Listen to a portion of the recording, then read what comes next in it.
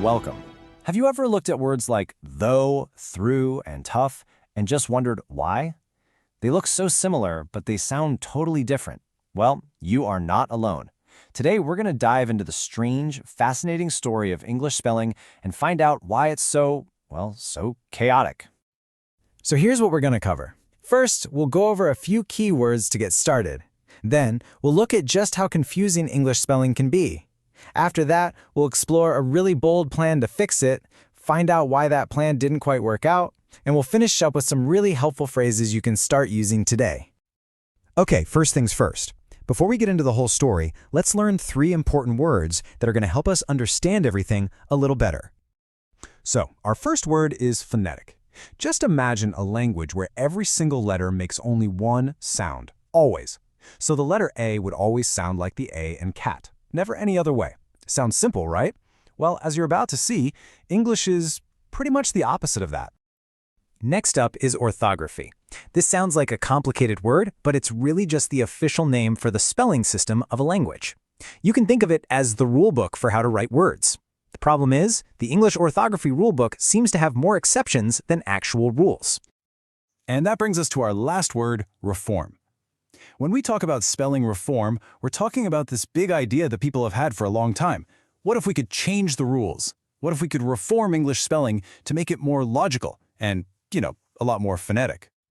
All right, so now that we've got our key words down, let's take a look at the problem itself. And I want to start by saying, if you have ever felt that English spelling is just completely crazy, I'm here to tell you that you are absolutely 100% right. This quote here, it's from a really long poem written just to show how wild English pronunciation can be. Just listen to these 4 words: corpse, corpse, horse, and worse. See what I mean? They look so similar when you write them down, but when you say them out loud, they're all over the place. That's the chaos of English in a nutshell. And this problem goes in both directions. So have a look at the left side of your screen. We've got one spelling, T-E-R, but it can be pronounced tear, like a drop from your eye, or tear, like when you rip a piece of paper. Now look at the right. We've got though, through, plow, cough, and tough. They all end in O-U-G-H, but not a single one of them rhymes. It's no wonder this is so confusing for everyone. So the big question is, how did we get here? Why is the whole system such a mess? Well, to find the answer, we have to take a little trip back in time. Because English spelling wasn't really designed by anyone. It just sort of happened. The best way to think about English spelling is like different layers of history, all stacked on top of each other. It really kicked off in 1066, when French invaders brought thousands of new words and their French spelling rules into English. Then, a few hundred years later, in 1476, the printing press came along. Now, this should have made spelling consistent, but the first printers were often from Holland. They didn't speak perfect English, so they sometimes added letters from their own language. That's actually how we got the silent H in ghost. Then, just as spelling was starting to get fixed, a huge thing called the Great Vowel Shift happened. Over a long period, people started pronouncing their vowels completely differently. The word feet, for example, used to sound more like fate. But the spelling was already set in books, so it didn't change with the sound. And to make things even more confusing, later on, scholars decided to add silent letters to words just to show their Latin origins. That's why there's a B in debt to link it to the Latin word debitum. They even did it when they were wrong, like adding the S in island. So what we have today is a language that's really a big mix of words from all over the place. Our most basic words, they come from old Germanic tribes. Then you have words like sky and skin that come from Viking invaders. Words about government and law, like jury, came from Norman France. And a lot of our scientific words, like telephone, are built from Latin and Greek. English just borrowed all of these words, and it often kept their original spellings, which created this beautiful, but very messy language we have today. Now, all this chaos has bothered people for a very long time. And one of the most famous people who tried to fix it was Benjamin Franklin. Yes, that Benjamin Franklin, the American inventor and statesman. And let me tell you, his idea was pretty radical.